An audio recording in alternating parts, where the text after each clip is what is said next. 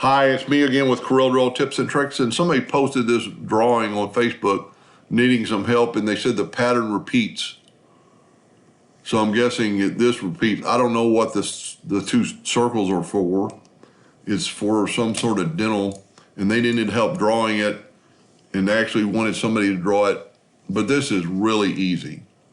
So she said she needed a 12-inch by 1-inch one, so we're going to make it 12 by 1 inch. Now there's some 1/2-inch slots, so we're gonna, and they're 1/4 inch deep.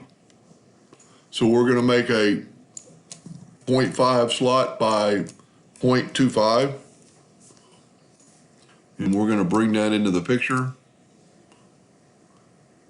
And if you'll grab that X right there, it'll snap to that corner. Now let's go to edit and step and repeat. And let's grab that, and we're gonna go to horizontal setting. We want a 1/4 inch between them, and I'm just gonna say 15. Well, I figured out it was 15.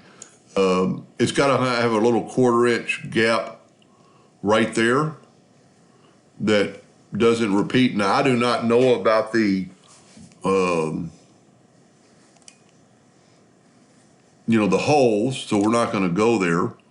But then all you have to do is take a line, hold it down and make it as long as you want, and grab it and have it snap to that edge.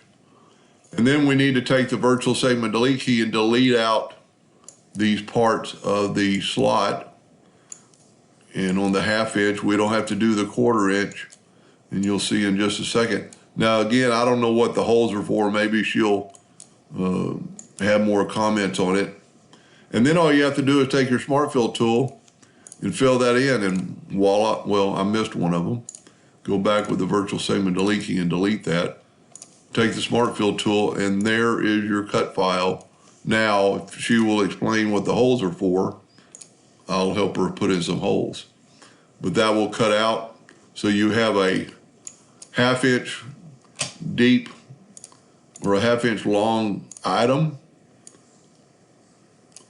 by a 1/4 inch deep slot, and then a 1/4 inch gap between them.